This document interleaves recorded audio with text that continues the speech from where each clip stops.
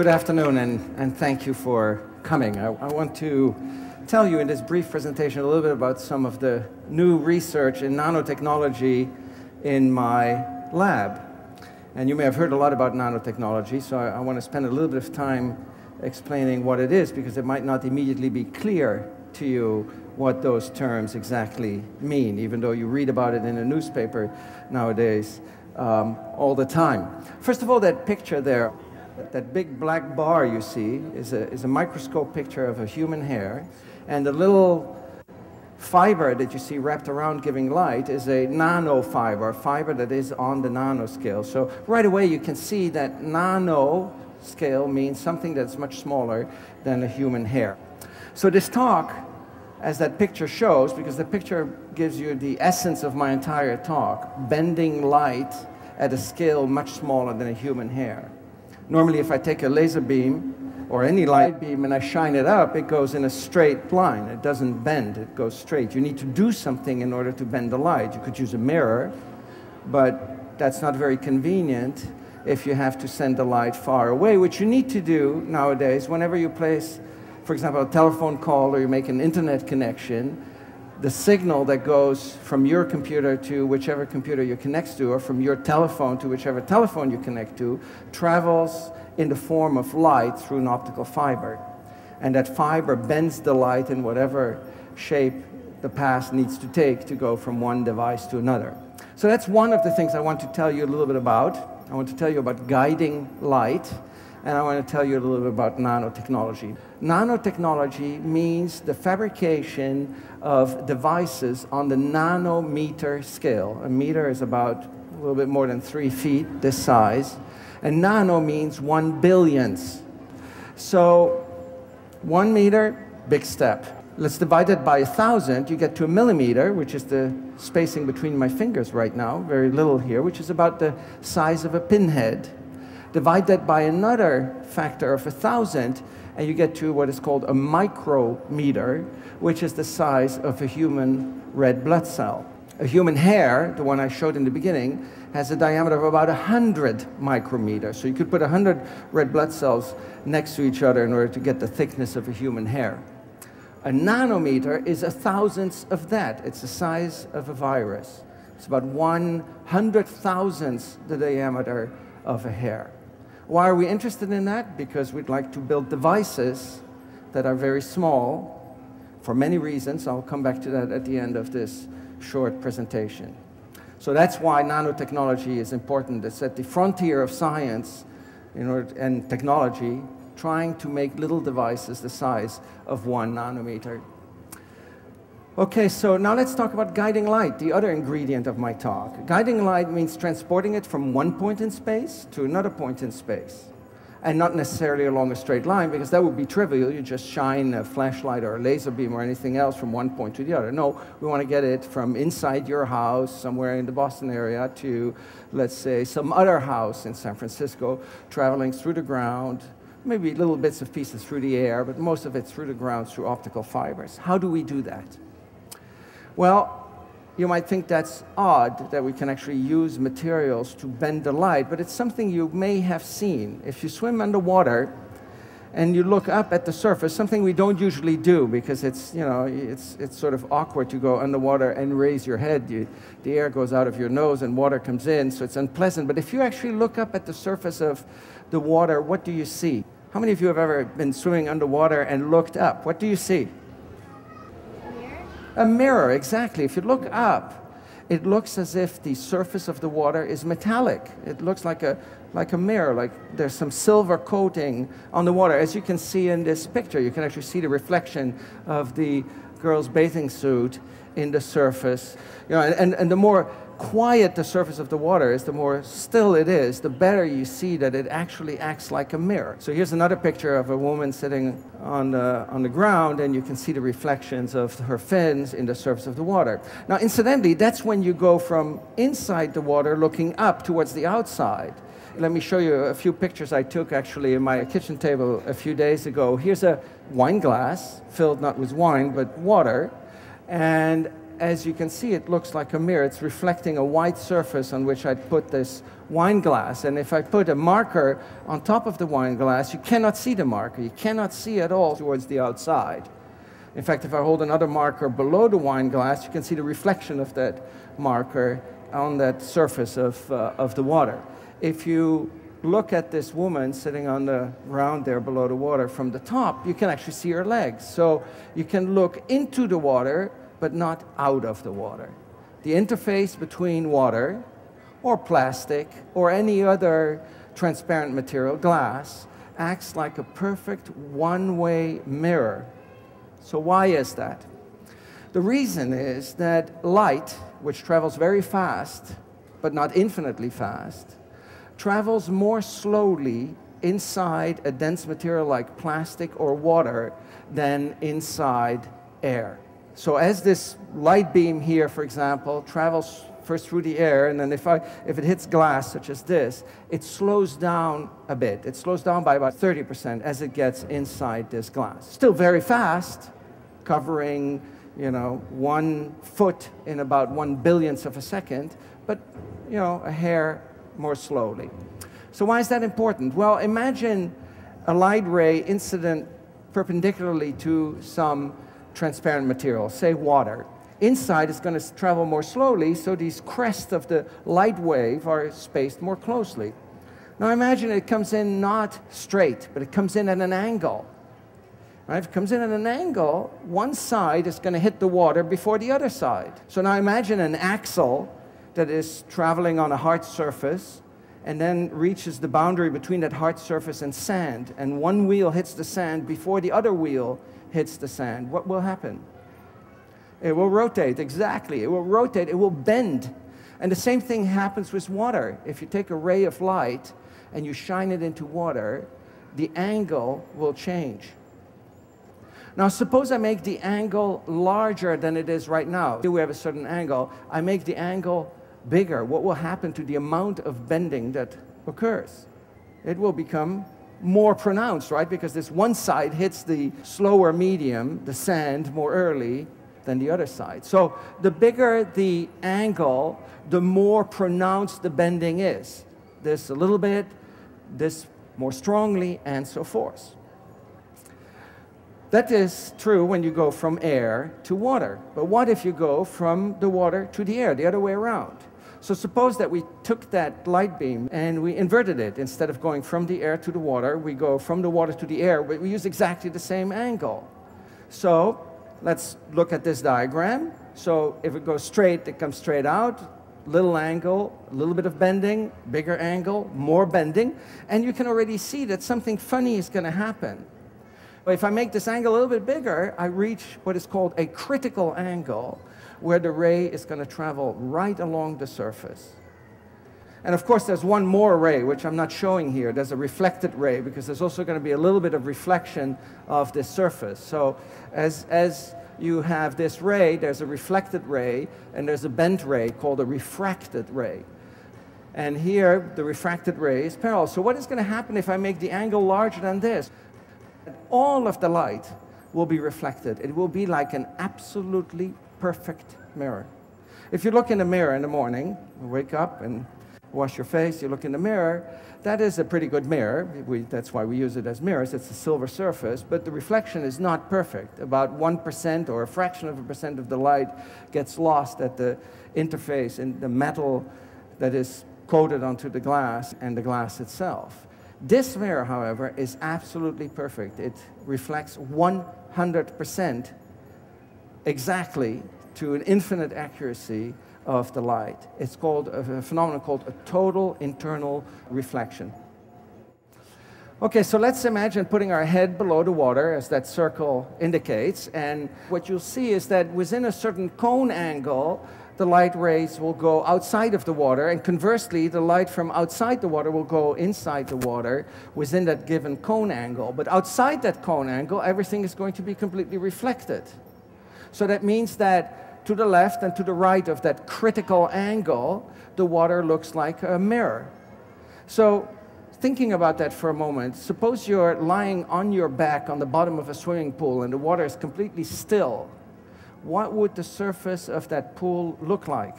So you lie on your back, and you look straight up. What do you see? A what? A mirror. A mirror, yes, but only a mirror on the left and the right in this diagram. In the center, you should be able to see out. What will be the shape of that area through which you can see the outside world? You'd see a circle. Now, very few of us have seen that because it's really hard to lie on the back on the bottom of a pool and wait long enough for the surface to be completely still. But I have some pictures to actually show to you that circle. Here's a girl holding a fish, and you can see the edge of that circle. And notice how you see the trees at the edge of the water, right? Those are the rays that come at the edge of that mirror and go straight to the edge. And here's a picture in the sea, in the ocean, looking up, and you can actually see that circle. So outside the circle, it's a mirror, but because the sea is deep, it's dark, so you can't actually see the bottom. Here's another picture that shows the edge of a pool, and notice that even though you only see within a limited circle, you can see the entire world around. The edge of the pool, the tiles at the edge of the pool are actually visible right there. You can see them. So you can see the entire world around. It's not that this mirror prevents you from seeing something outside. Anyway, that's just a curiosity. Let's get back to the mirror, because that's what matters for propagating the light. Now we have a mirror just by having some material, water or plastic or glass. And that's actually used whenever you make a phone call to guide the light from wherever you are to wherever your phone call goes. If you take a slab of plastic or glass and you put light in, and you put it in such a way that there's total internal reflection, then this light ray can't escape. It bounces without any loss from here until California. Absolutely amazing. If you were to lose just a fraction of a percent, that would be terrible, because many bounces, fraction of a percent, you lose everything after a certain distance. You should not lose anything in many, many, many miles of plastic material. And because it's a perfect reflection, you can actually do this.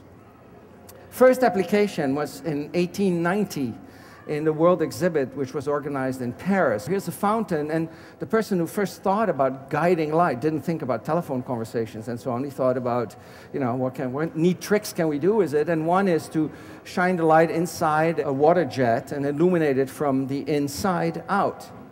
And you may have seen a lamp like this, which is based on the same principle. There's a light in the bottom, and it illuminates these fibers. And because the light can only escape at the tip, at the end, you see all the light, all this beautiful, and then there's little things that change the color to make it more pretty. This is the same thing and much bigger. I can shine the light in here, and you can see that it's forced to stay inside until it comes out here. And if you actually were to look very closely, you could see the laser beam bounce back and forth inside. So that's what happens whenever you place a telephone conversation. Now, the fibers that we use in telecommunications are much thinner than these ones. These are rather thick. The ones that are used in telecommunication are about the thickness of a hair, or about 100 micron. And 100 micron is very small, like a hair, but it's still too thick for things that you want to make very compact. For example, you can't take a fiber like this and bend it very tightly. If you were to bend this very tightly, then there where you bend it very tightly, the light would no longer be totally internally reflected, and it would escape, right? Because now all of a sudden the light hits it at an angle that's too steep, and it goes out. So you cannot bend light very tightly, and you can't make really micro-scale devices with light.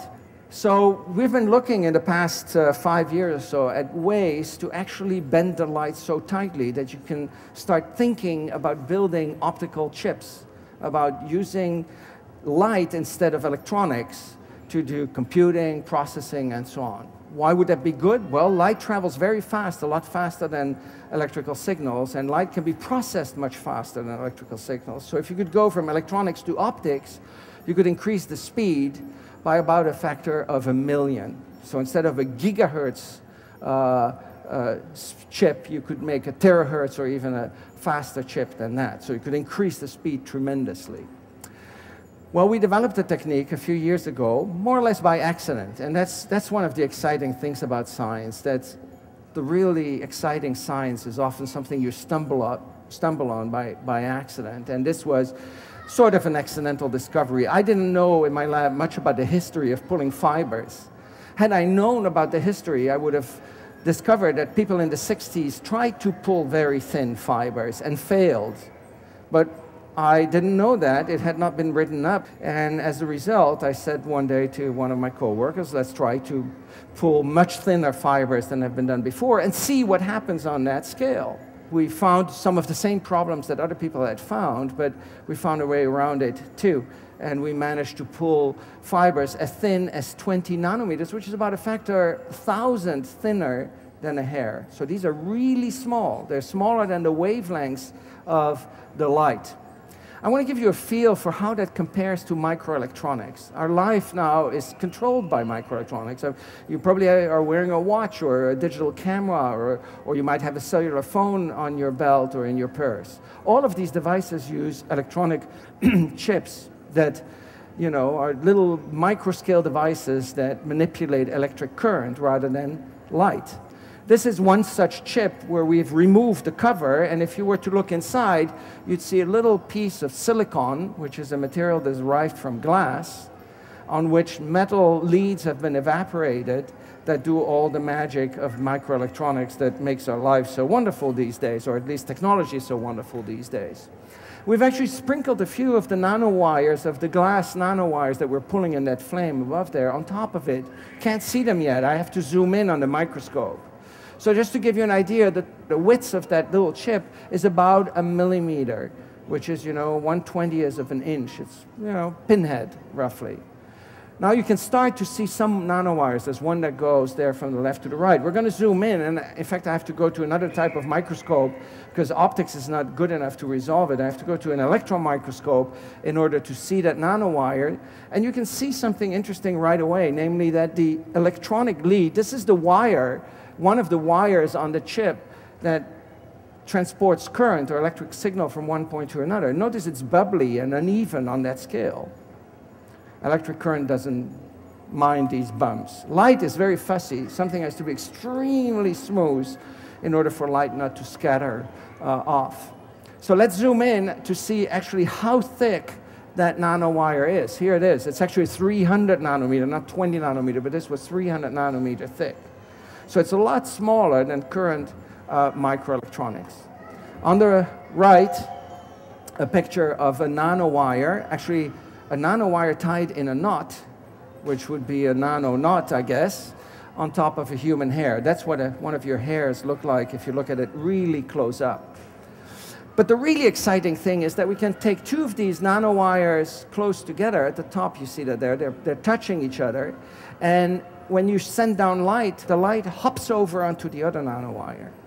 That's pretty exciting, right? Because if you take two electrical wires and you touch them, you have an electrical contact, and electricity goes from one wire to the other. Here we've done the same thing with light. It's like we have a wire for light where we can just touch them and have the light make optical contact between the two nanowires.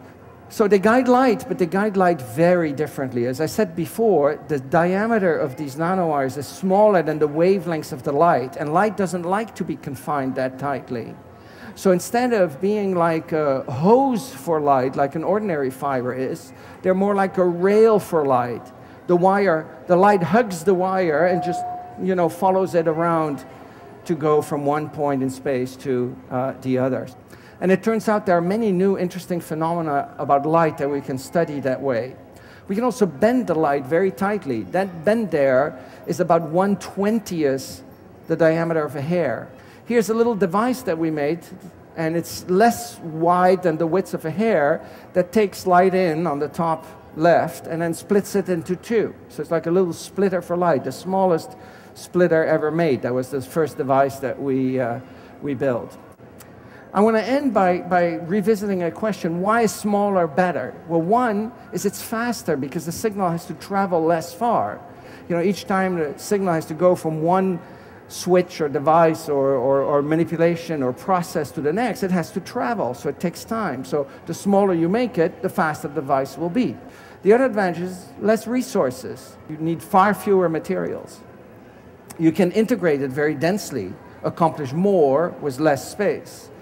And in addition, you can use a lot of new phenomena that occur at the nanoscale that do not occur at the macroscale, and use those phenomena to actually make devices. So I want to end again with that picture that I started in the beginning, which is just that flame. And just as you can take chewing gum and just, pull it, and it ends up being a thin wire, same thing happens with glass. When you put it in a flame, it gets soft, much like chewing gum, and you pull it, and you can pull these extremely thin wires. Extremely simple. I mean, the cost of building that is a few tens of dollars. It's not much work. So what I want to leave you with is, even though the word nanotechnology may sound complex, it can be very simple. And with this simplicity, you end up being able to design devices that can do completely new things at a completely new scale. Thank you very much for your attention. If you have any questions, I'll be happy to answer those.